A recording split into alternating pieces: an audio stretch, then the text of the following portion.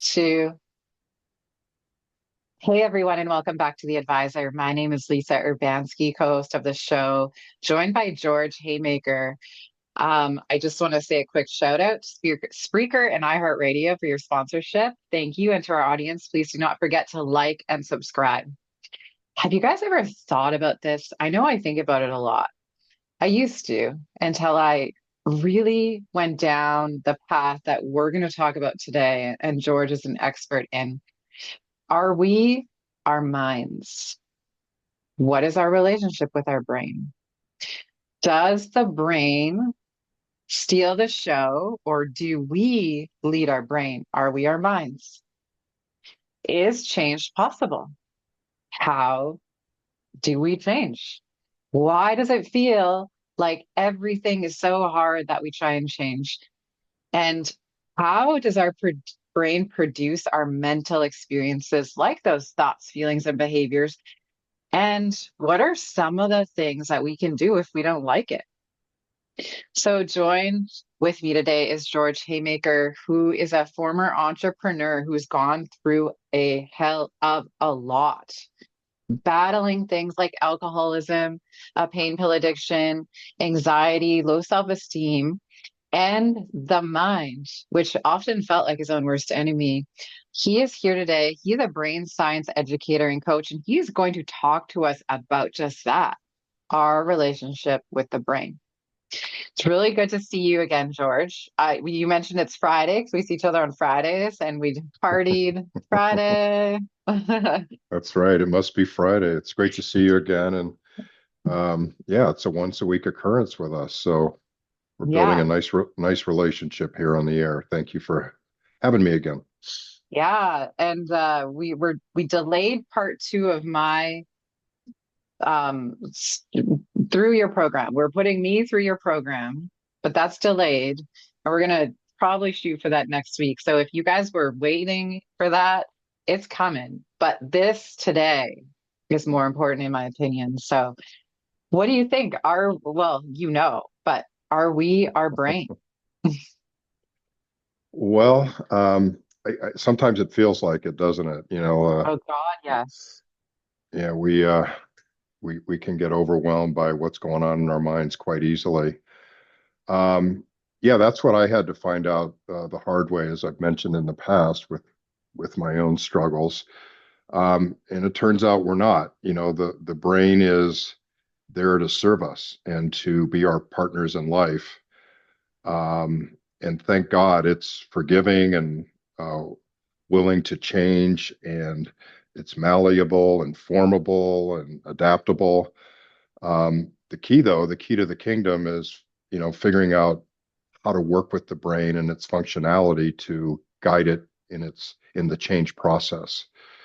And so the brain is a follower, it's not a leader. So it does not, just create our mental life and activities out of nowhere. We've actually trained it over our lifetimes to think, feel, and behave the way it does with all the experiences that we've ever had in our lives. And so, yeah, and so if that's really how our mental life, our relationship with our brains work. So what I encourage people to do is you know to um, to understand that, be aware of it first of all, that we are meant to be partners. We're not adversaries. One is not in charge of the other. It's meant to be a collaboration of sorts. The brain has needs, and it's more than willing to serve our needs, but we have to serve its needs in order for it to deliver the outcomes that we want in our lives. And our mind is only going to give us what we put into it, and so we have to take the lead if we want things to be different. Yeah. Like I know when I was a kid, if I saw my parents had this, they loved unsolved mysteries, and it was terrifying because they would show crimes and stuff like that, the music, and every time I would watch it, I would have nightmares every single time. So now I know that like stuff like that affects my mind. So I stray away from it. I mean, we're putting crap in our brain all day long on these phones. Like it's just stuff that is creating these patterns, making us react. Why does that happen? Like, how does that work? You see something, you're triggered. Like, how does the brain work? Yeah, so it's muscle memory. Um, and we're building these patterns, which are like, going to the gym and building muscles all day, every day with everything that enters into our minds. And the more times that we repetition a specific pattern, the stronger and more ingrained that it gets. So I think on our show previously, we've likened it to a plant or a tree that, we keep fertilizing and watering. And every time we do that, obviously the roots get stronger and deeper and more ingrained. Um, the the neural pathways or the patterns are actually neural pathways in the brain. So we have 85 billion neurons in our brain, which are the cells, and they form strings like Christmas light strings. And depending on the pattern and the different parts of the brain that are involved in that pattern or that experience, um, it will, string from one part of the brain to another, representing that pattern. And so, the more times that you repetition it, relive, re-engage in a certain thought, feeling, or behavior, or sometimes all three that are entwined together, that pattern gets stronger. So it's like, doing reps at the gym. Um, and especially if there's a high level of emotional attachment to that pattern, like you're emotionally activated, emotion is like extra potent fertilizer. So it makes the pattern even stronger and stronger. So if we're traumatized or somebody triggers us, and we react with emotion, those patterns tend to be the strongest and most ingrained because um, they are the most relevant to us because they've triggered emotion. They have the most meaning. In some cases, if they're threatening, our brain is its number one job is to guard against threats. And um, so again, we just have these like roadmaps of different patterns running all around our brain, and that's how they develop is through repetition over and over again. And so um, if we are in a point in our lives where we're getting mental reoccurrence of certain things that are happening over and over again, it's because we've strengthened them. And they are really these really strong root systems in our brain that if we want to change, we have to figure out how to weaken those and replace them with a different pattern that's more in line with how we want to think, feel, and behave in a particular situation. Yeah, I mean, I can relate to that. When I was going through addiction, it's like substances made my brain feel good, I told myself that if I took something, it would make me feel good, right? So it's like I cemented that idea that I needed something to feel good. And it's just like anything. And then when it like was time to, okay, I got to get my shit together here and pick myself up so I can help the world. But it's like, why was it so hard for me when I started wanting to change? What was going on in my brain? Yeah, well, I don't know how many times that you reenacted that pattern of Oh, doing a drugs, ton. but okay, Probably a okay. lot more than you could ever imagine. Well, I know I did.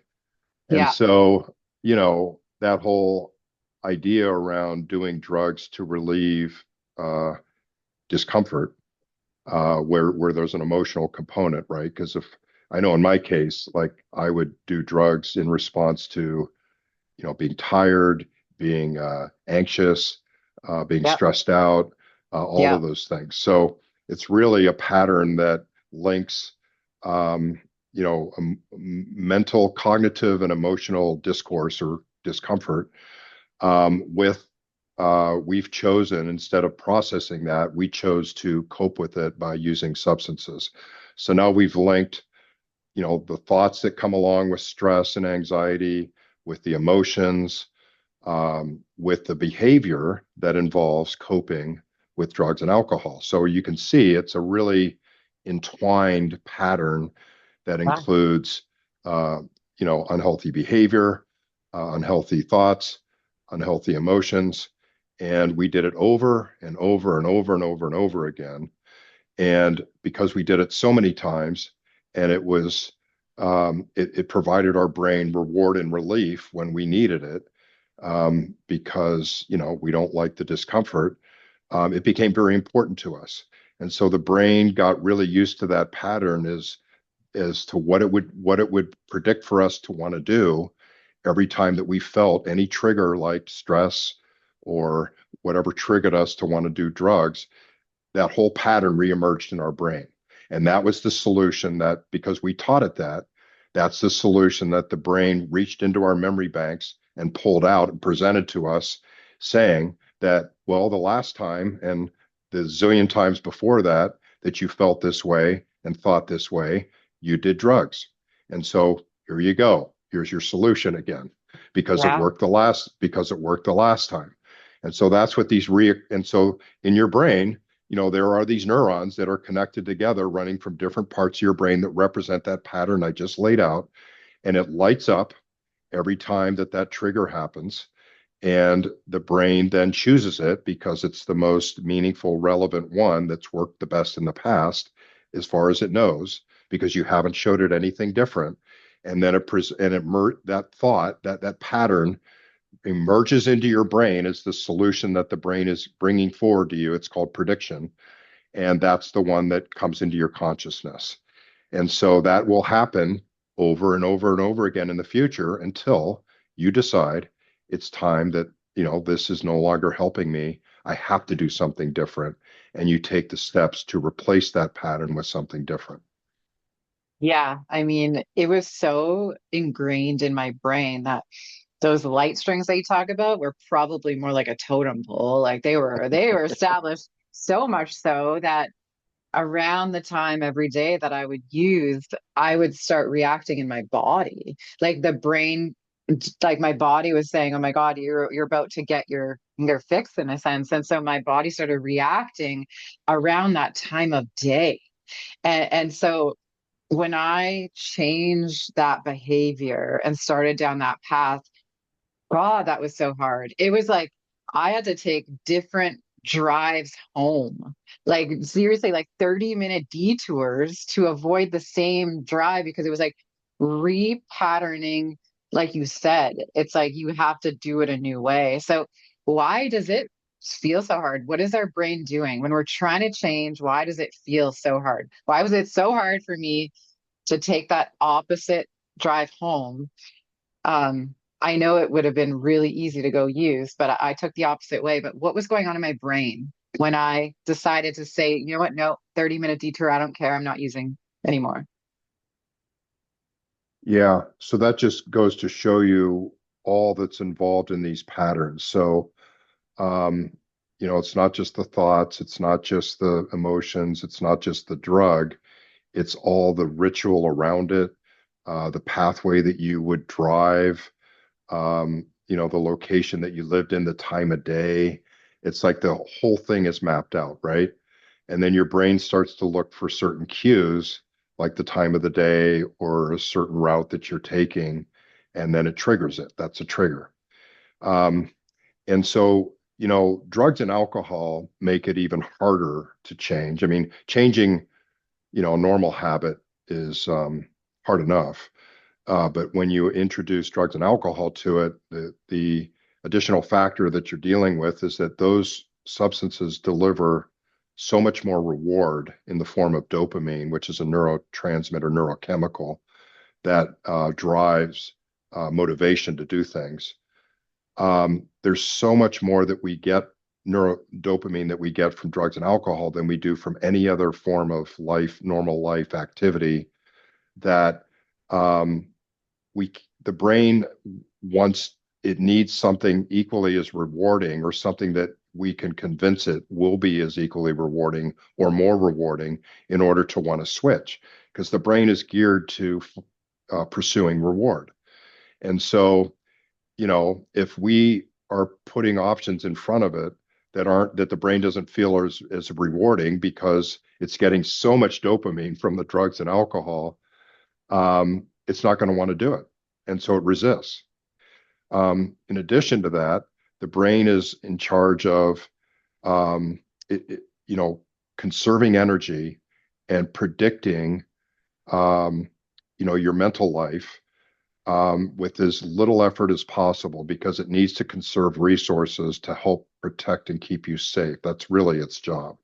And so, um, in doing that, it doesn't really want to consider other alternatives that it doesn't know about, that it hasn't learned yet, because it will require it to think harder about it. It will require something new and different, and that requires higher levels of cognitive resource, so more energy. And it doesn't want to expend it. It just would rather go get something that it already knows about in its memory bank and bring it to you because it's familiar. It knows you're going to probably live through it because you haven't died yet. And so it's just easy for it to go and grab a previous memory and present it to your mind in consciousness than it is to come along with you and have to learn something completely new that it has no idea and doesn't believe that it's going to be as rewarding as the drugs and alcohol have been that you've been giving it to it because it's been experiencing how rewarding that is. And so it's a really hard sell to get your brain to want to do anything new and different no matter what. It's really hard, even harder when the drugs and alcohol are involved. So that's what you experienced. And that's why it felt hard, is because the brain is resisting. Yeah. I mean, the brain almost seems really lazy. Wants to take the easy way out. It does, but remember this, that the brain is on 24/7. So even Yeah. when you're sleeping, the brain is still working um, on um, on doing a number of different functions, such as taking everything that you've learned from that day in short-term memory and moving it to long-term memory. It's also pruning all of your uh, neurons that you're no longer using. It's getting the toxins out of your brain.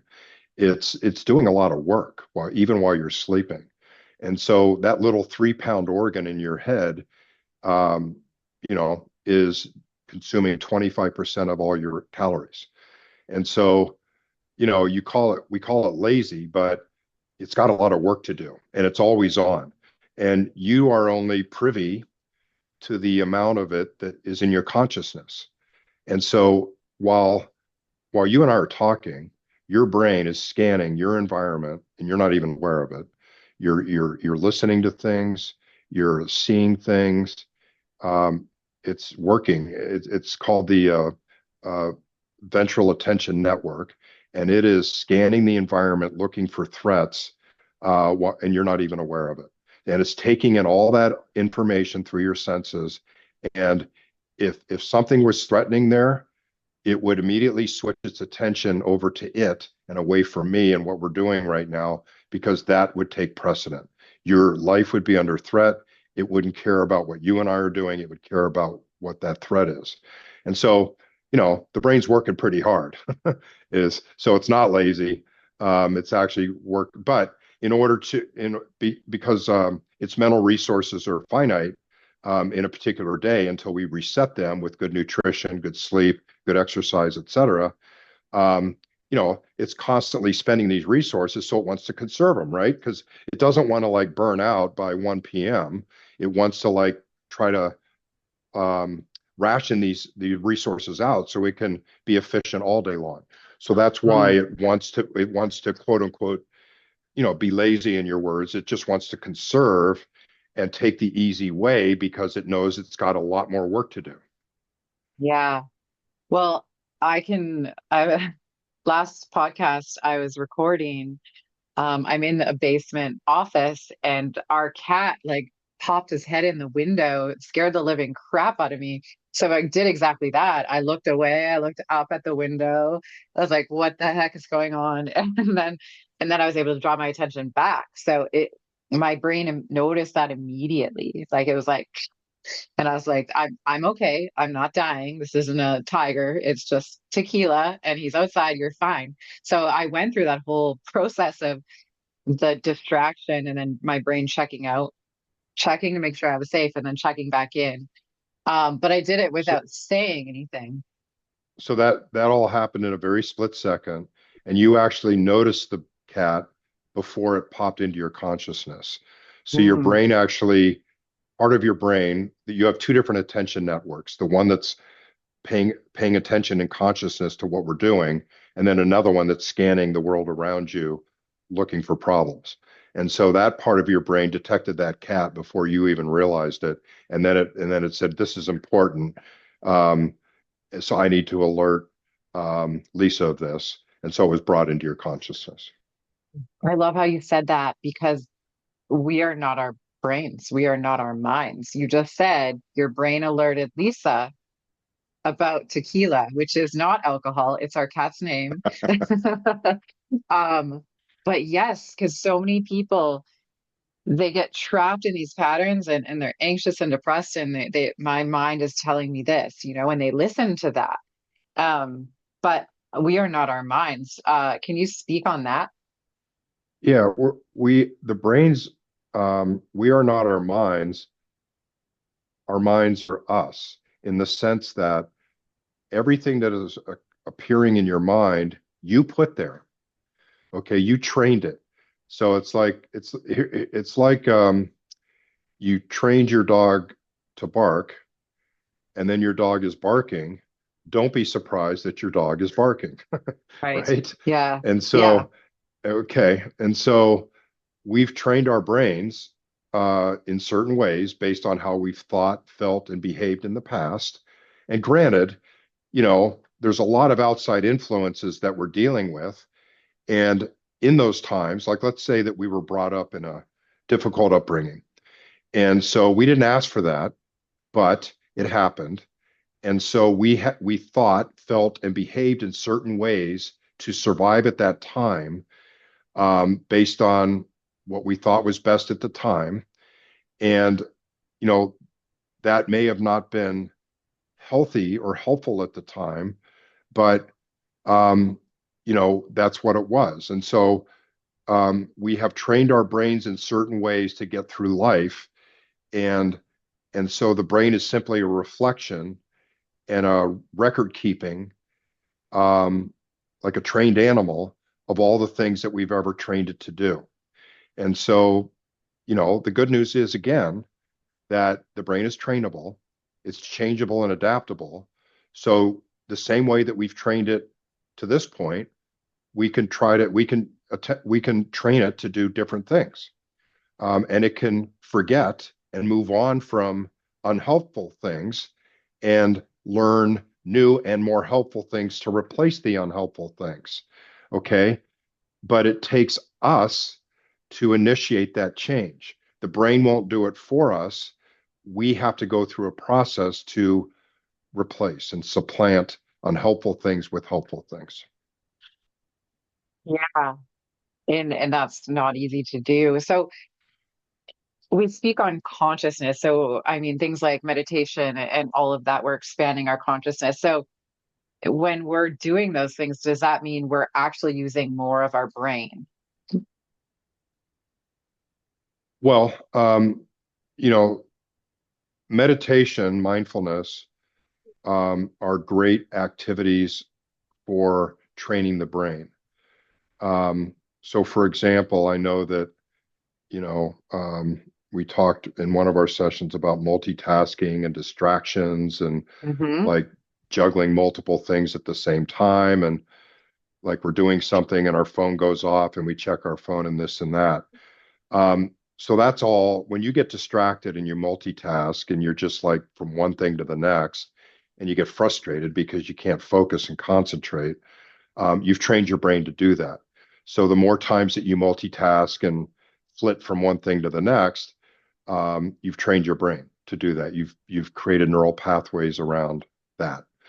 Um, so when we practice mindfulness and attention exercises, we're actually training our brain to do the opposite. So that's a process of training it to pay attention, training it to focus. Um, and then so you can just picture yourself meditating, you're consciously focused on one thing, your mind drifts, you bring it back.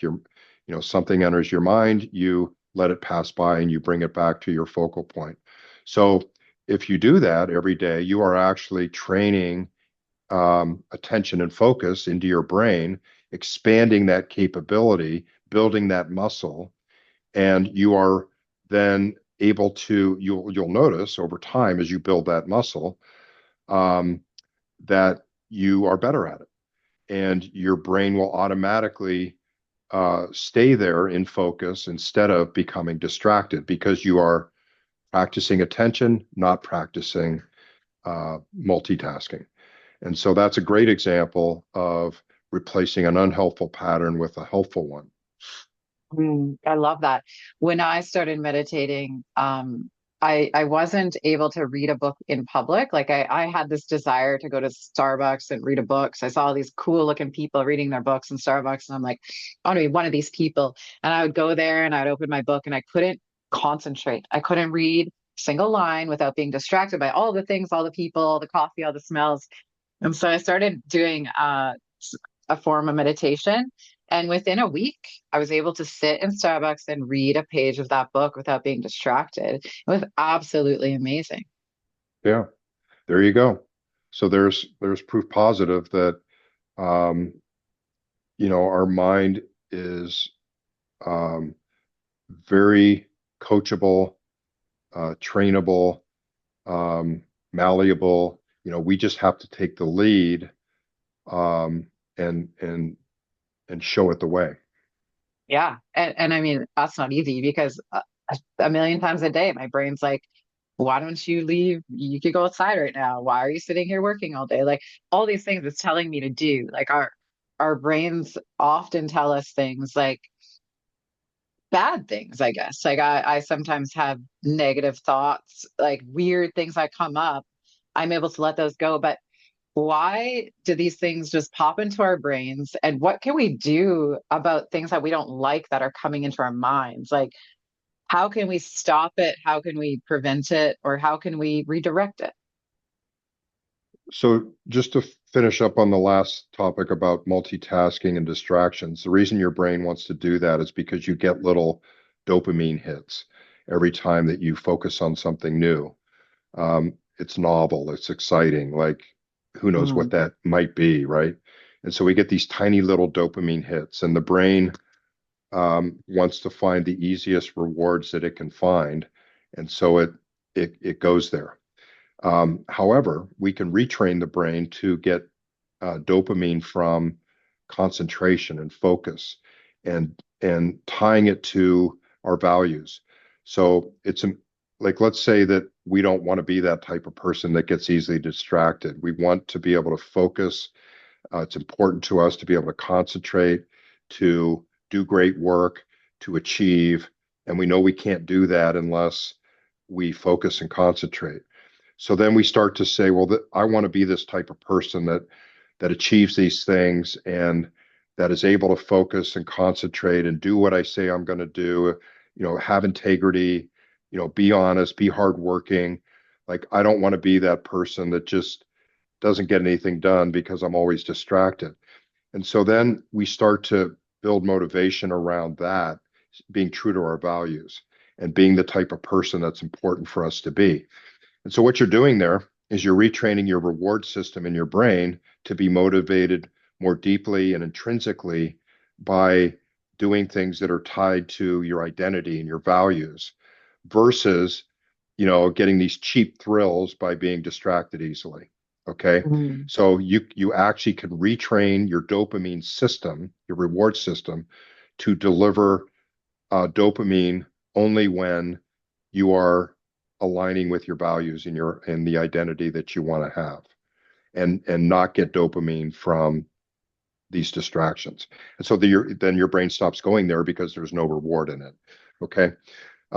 So then to the topic you just asked about, if we have negative thoughts, negative emotions, the first thing that we need to think about, be aware of, and consider is that we have trained the brain previously to think that way and feel that way. Okay. So that's the first thing is, giving grace to ourselves and grace to our brains and say, well, it's okay. It's just a pattern. It's not me. And I put it there and I repetitioned it. And so that's why my brain keeps bringing it back up to me, is because in its interest to conserve resources and energy and not to work very hard, it keeps going back to my memory bank and brings this one forward that I've practiced over and over again. So that's why it's happening. So that allows us to give grace and relax and get our nervous system calmed so that we're not like amped up over this, and we can be objective about it, impartial.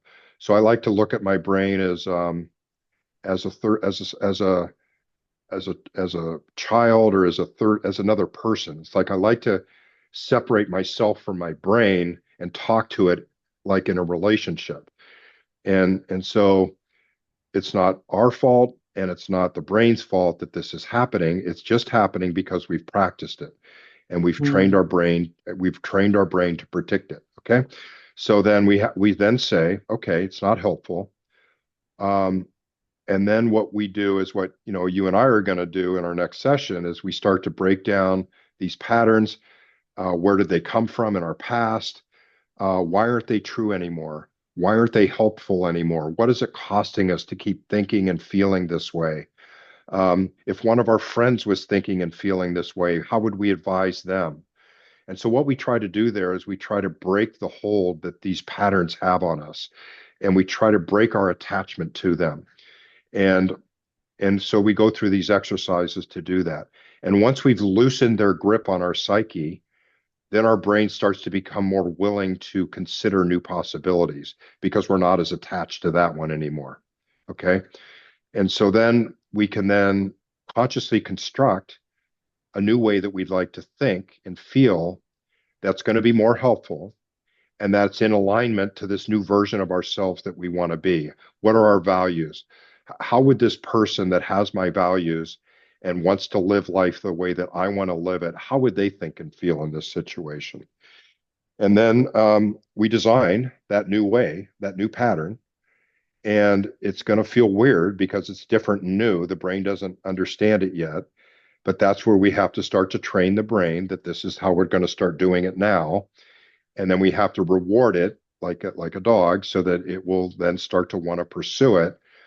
And the reward that we're going to give it is the fact that this new pattern is not negative anymore and it's positive and it has better emotions attached to it, has better thinking attached to it, and it's tied to our values. It's tied to this identity that we want for ourselves.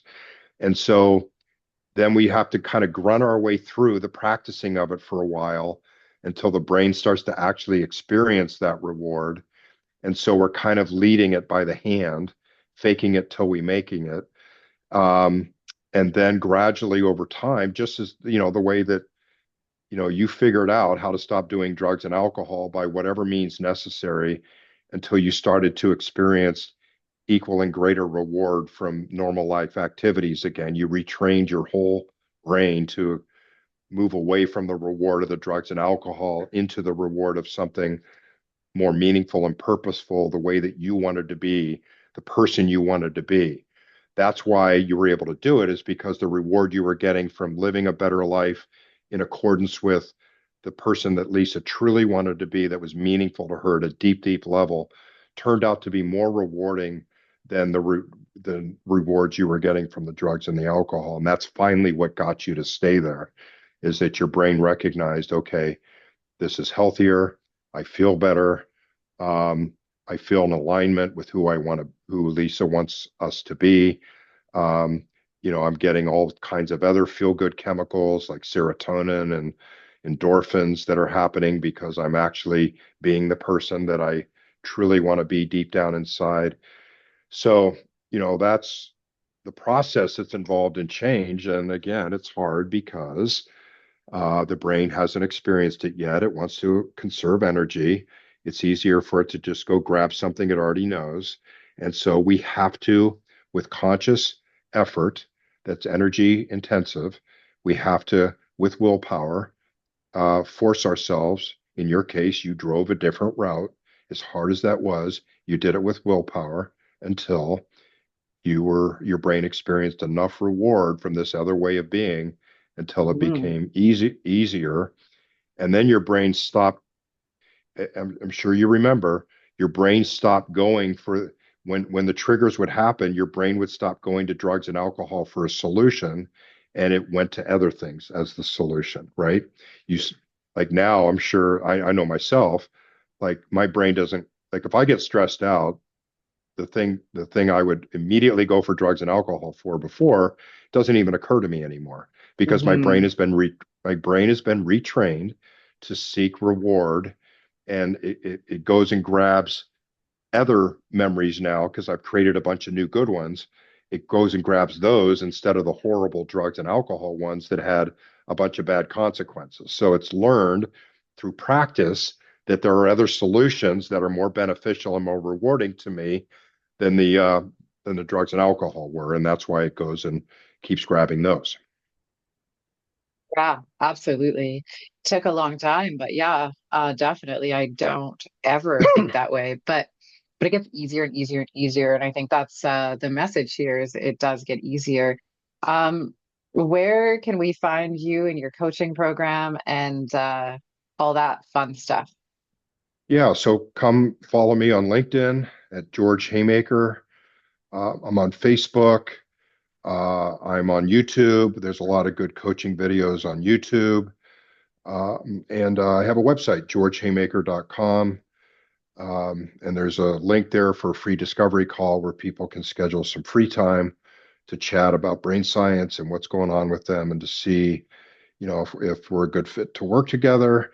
And if not, we can just be friends and, you know, um, make an acquaintance, make a friend with each other. Yeah, I love it. I mean, life is better in pairs, in doubles, in all the things. So create a community. Do you have any last minute thoughts from our episode today? Yeah, it's just about, your brain. I hope everybody at the end of today's episode looks at their brain a little differently. You are not, you know, you're your brain in the sense that you have trained it to be what it is, but you can train it to be something else. And so please try to look at your brain objectively as an entity that you can partner with and work with in order to make whatever life you want to make and deliver whatever mental experience you want to deliver for yourself. So it's through neuroplasticity, the brain is changeable, adaptable, and evolvable. You just have to take the lead on making that happen. Beautiful. It was really great chatting with you today. And you as well, Lisa. Yeah, do It's you have any plans for the weekend? well, my wife's coming home from Mexico, so I'm sure she's got plans for me. So I'm gonna keep an open schedule and wait and see what that holds. So you got to clean the house now, don't you? Yeah, good point. That's what I'm going to do right after we hang up. Oh boy. Okay, well, I won't keep you then. Okay. It was awesome seeing you. I hope you have a great weekend. And to our audience, you as well. Thank you for tuning in. It's really, really important to remember that we can retrain our brains.